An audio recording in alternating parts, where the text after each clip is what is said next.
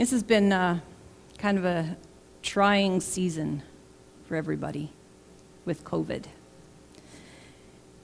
And so I figure every pastor that's worth their salt is going to talk about it at least once.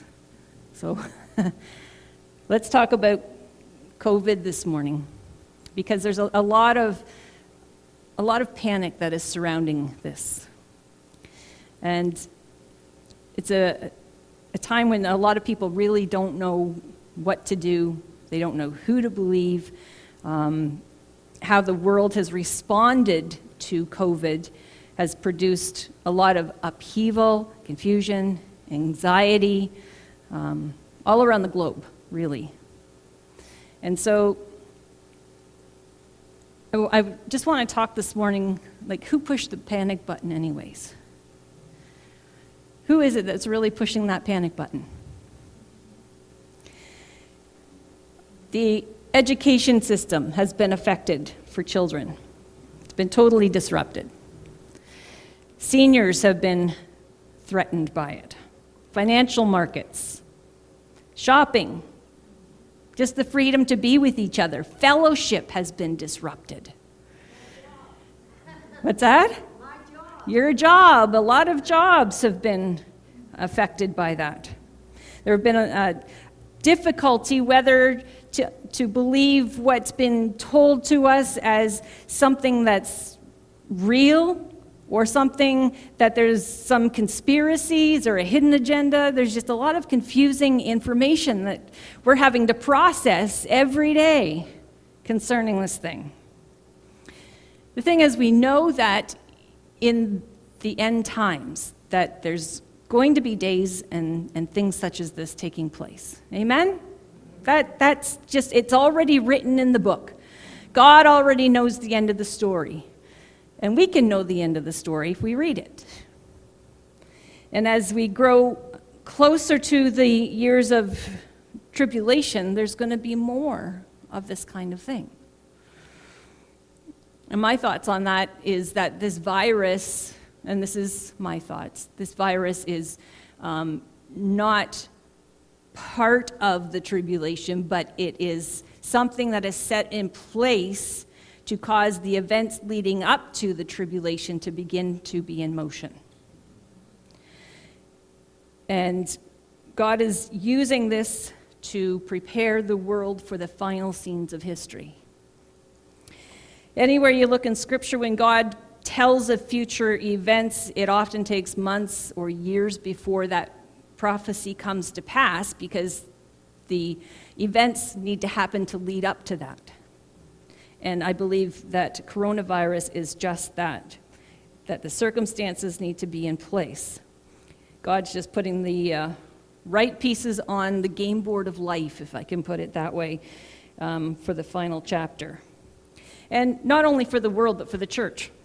The church has been very affected by this. It's been a time of testing for the church.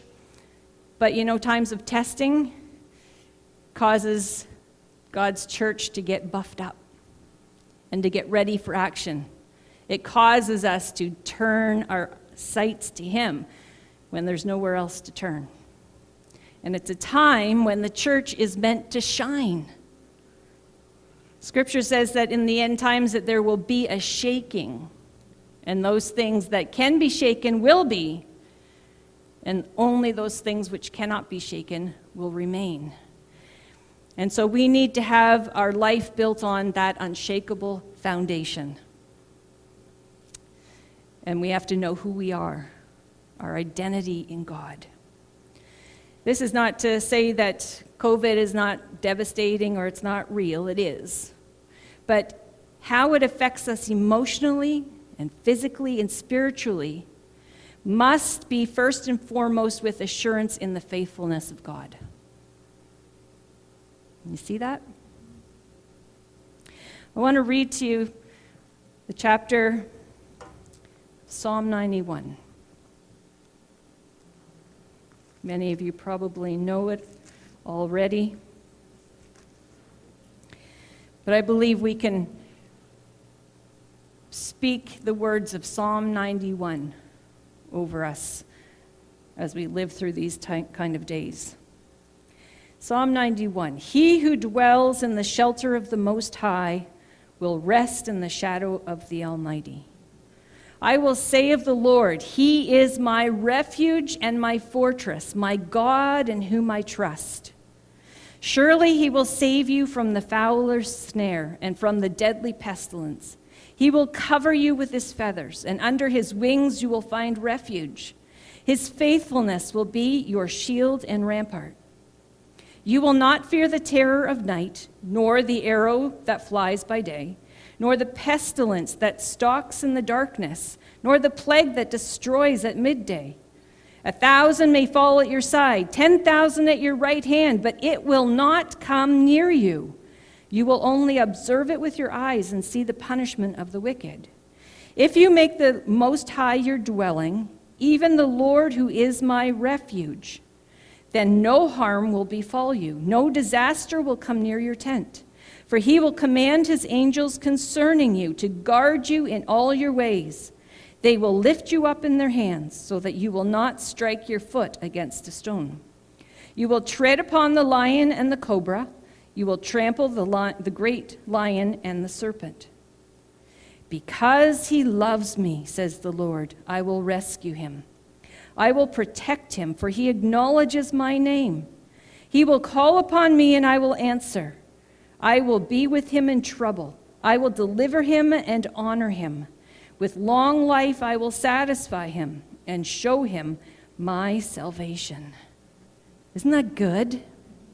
We can declare this over our life as we walk through and try to navigate these days. But it says, he who dwells where? In the shelter of the Most High.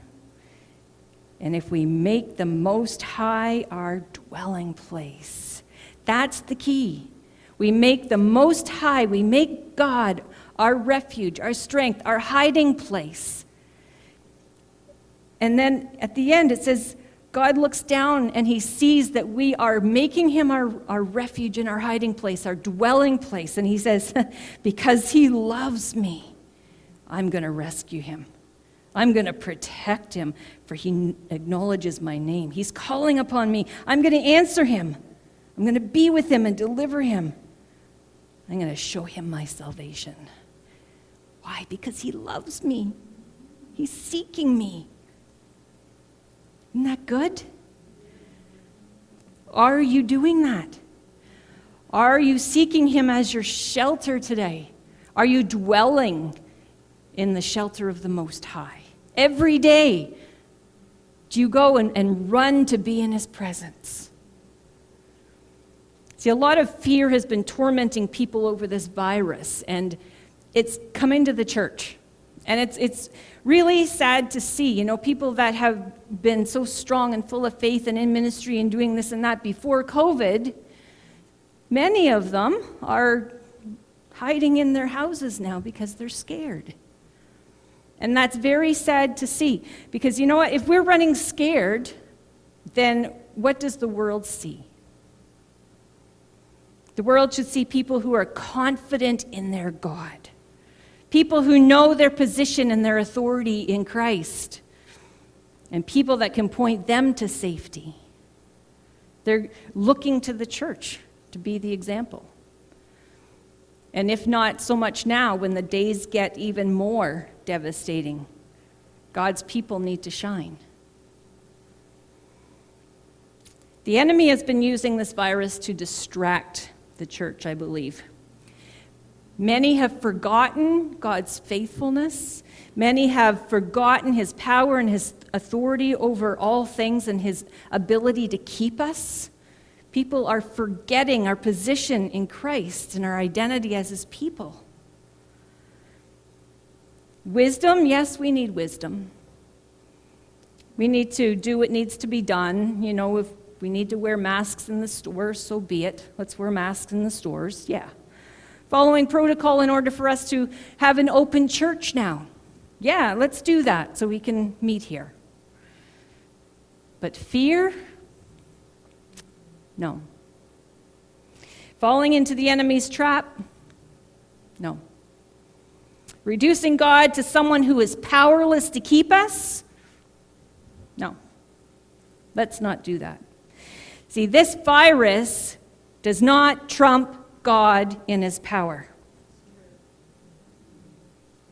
I'll say it again. This virus does not trump God in his power. God trumps this virus. He is King and Lord. This virus must bow its knee to the King. Scripture says that every knee will bow and every tongue will confess that Jesus Christ is Lord. That includes the demonic, that includes the principalities and powers, that includes COVID-19.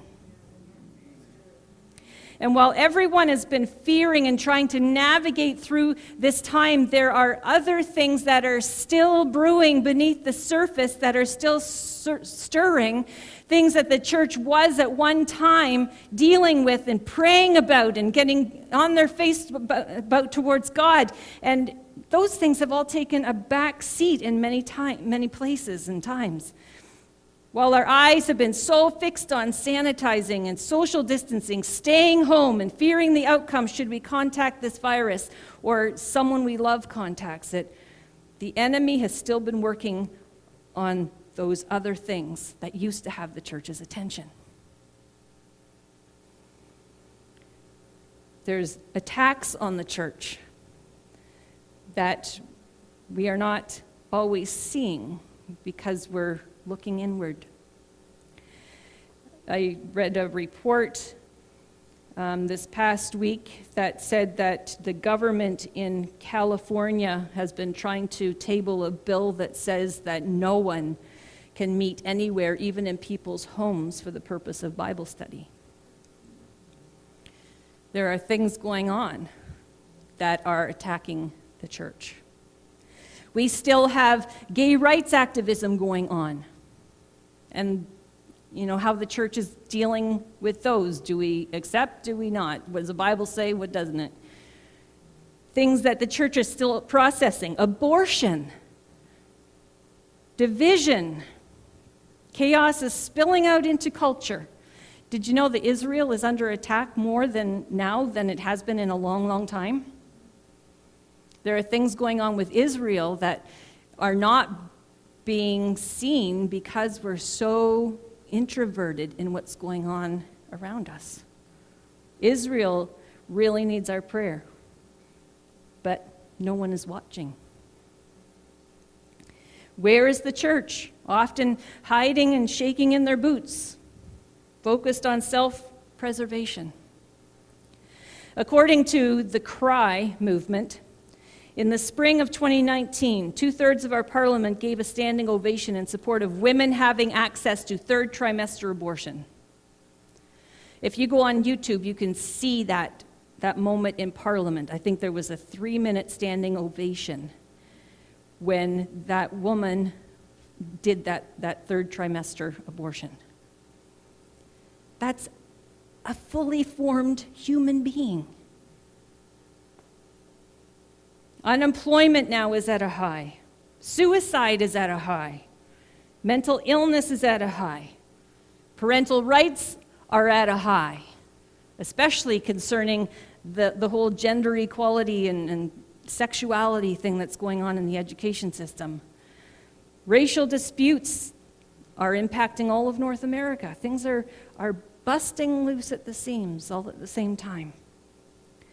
But at the moment, the church's eyes are on how they can navigate as individuals and living with fear about the virus. And the enemy is likely having a heyday underground. Actually, he's not underground. He's having a heyday out in plain view. We're just not looking. So who is your confidence in? Do you believe God or not? Do you believe who he says he is? Is really who he says he is? Do you believe that he is able to do what he says? See, there should be such a peace about us, the children of God, that causes the church to shine and causes the world to take notice. We should have that peace of God that passes all understanding, The church is meant to carry the authority of God in the land. And when the saints come into agreement with the Spirit of God according to His Word, things begin to move.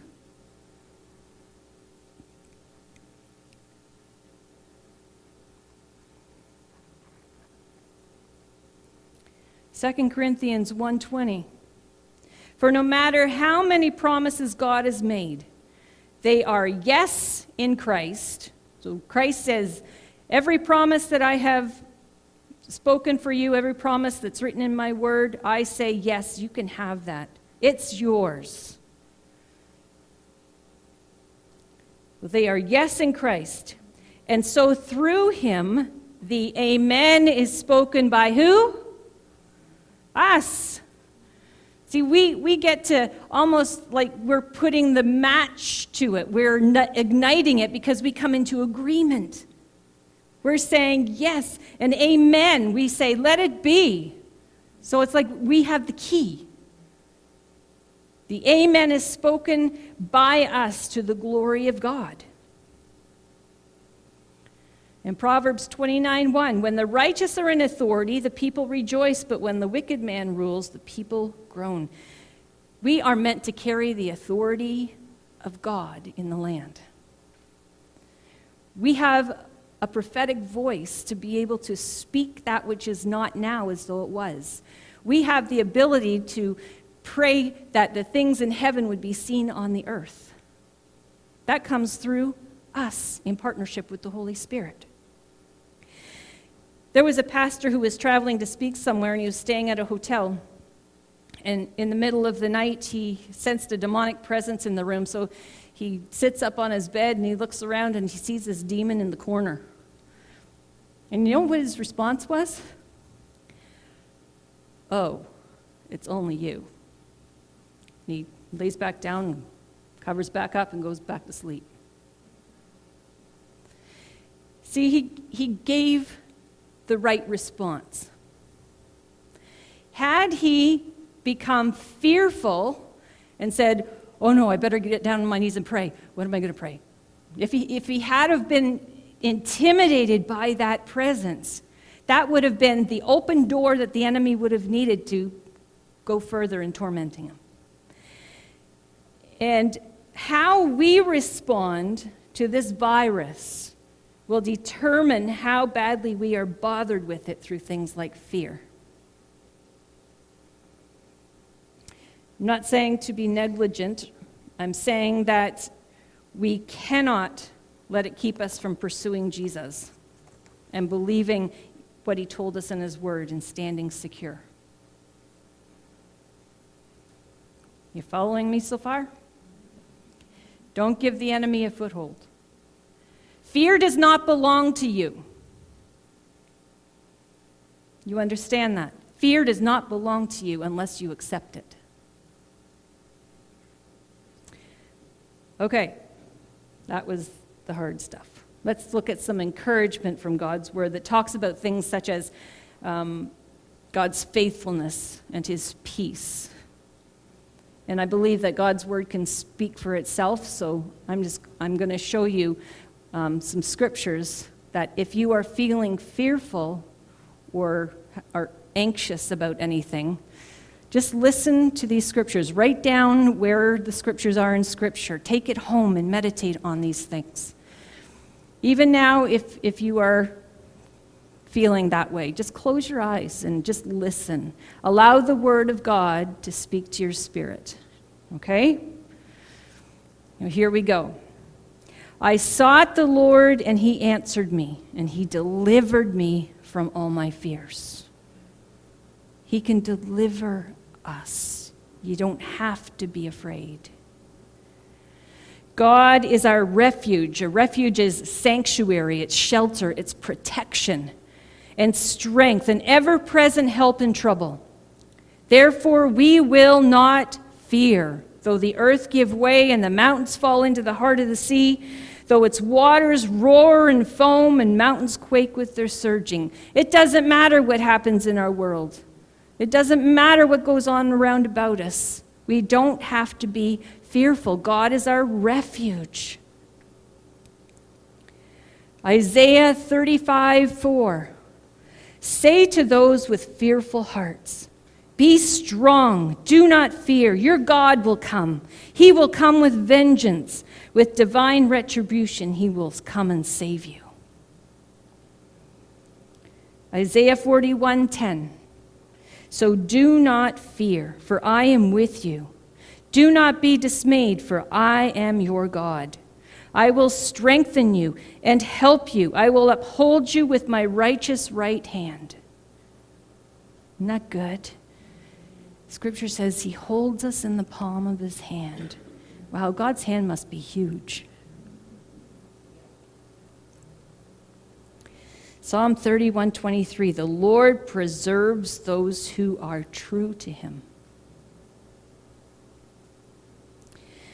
Psalm 37:28, for the Lord loves the just and will not forsake his faithful ones.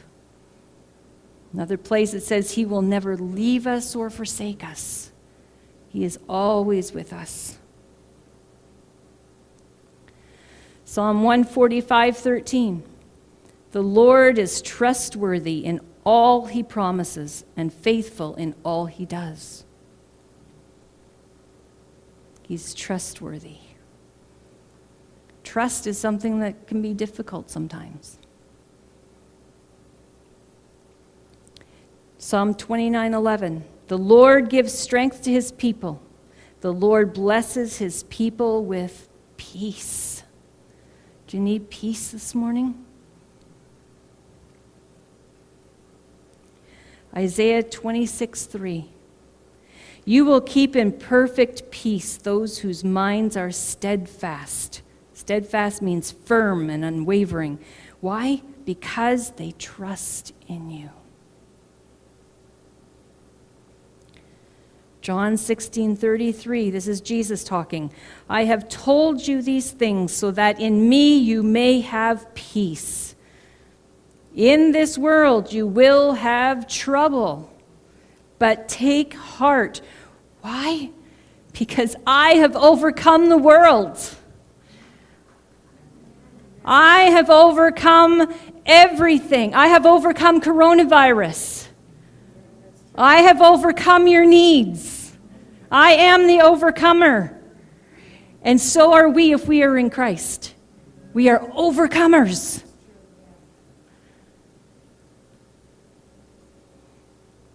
Colossians 3:15, let the peace of Christ rule. Not be part-time, not be there when you think about it. Let it rule in your hearts. Since as members of one body you were called to peace. That's what we were called to live a life of peace, not only with one another, but peace with God, and peace that draws the world into seeing that, wow, I don't have to be afraid of that. And Psalm 32:7, you are my hiding place. You will protect me from trouble and surround me with songs of deliverance. He's our hiding place. Sometimes we just need to grab hold of scriptures and apply it to our own lives. See, it's one thing to read the Bible. Yeah, I've done my chapter for the day, but it's a totally other thing when we read scripture and we internalize it. We apply it. God, what is something in this chapter that I have read that you want me to know about today? What is something that I can take from that chapter and apply to my heart? Or what is something I can take out of that chapter and share with my friend who's starting to ask questions?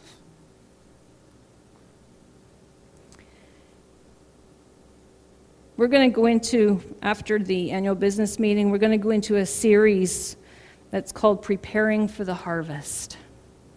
Because oftentimes the times of trouble is what causes people to look at the church, right? And think about their mortality. Think about, well, maybe there is a God, or if there is a God, I need him. And so we want to go into a small series called Preparing for the Harvest. We need to prepare.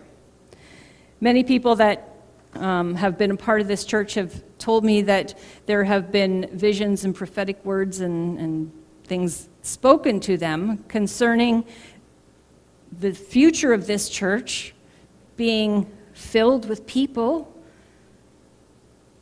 I think some of what people have said, that there's people lined up down the streets waiting to get in, those kinds of things. People who are broken coming and meeting God here. Anybody recall any of those kinds of words that have been here for a while? We believe, and I hope you guys are believing with us, that God is wanting to do something in this region through this church. You hear that? Are you there? And so we need to prepare for that.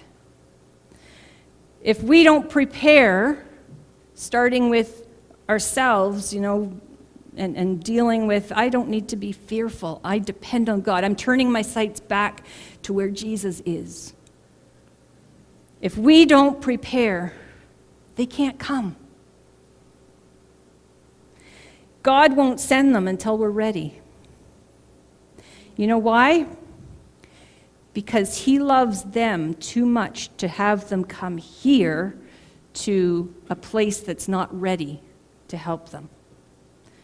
He loves them too much. See, it's not about us just saying, wow, we had 20 new people come into the church. It's not about that. It's about those 20 people being able to say, when I came, I met up with God. I had an encounter with Jesus. That's what we want them to say.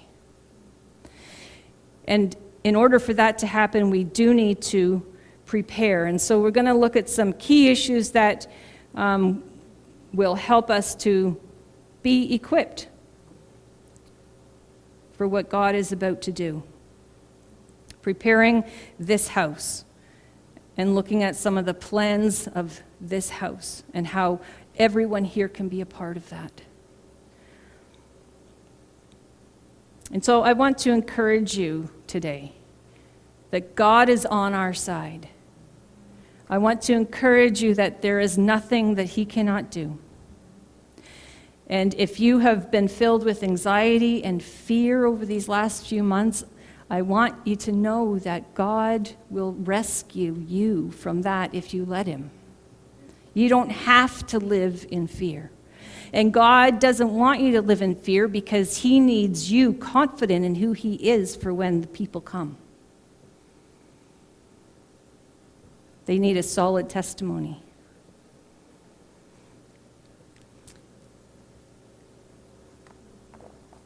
Can we all stand together?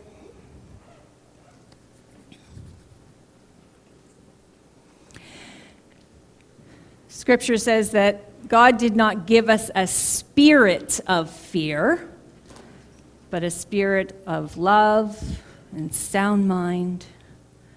See, fear, Scripture calls a spirit. And we don't have to put up with the spirit of fear. And so as a house, let's just tell fear he doesn't belong here. Can we do that?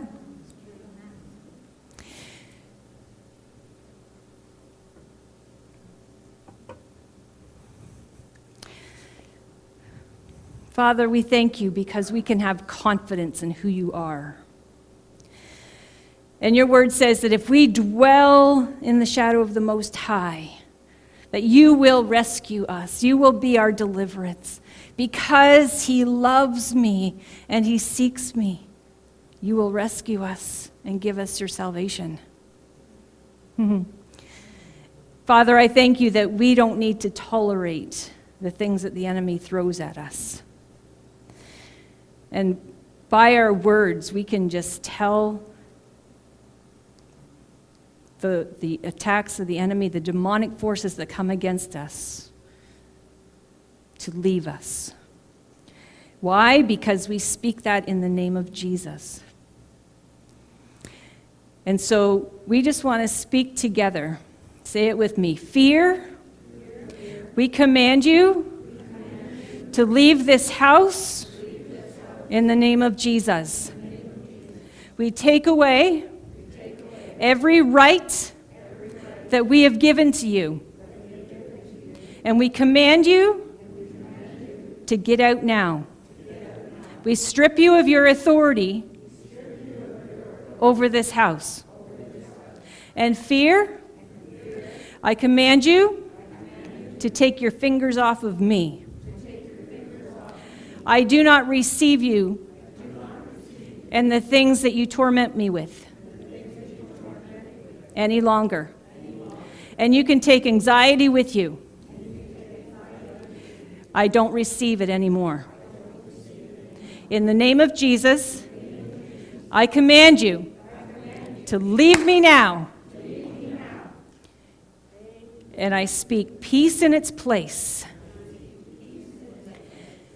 Oh, Father, in the name of Jesus, we ask that you would just grant us your peace and grant us your deliverance from every area of fear and anxiety, and help us to live it out.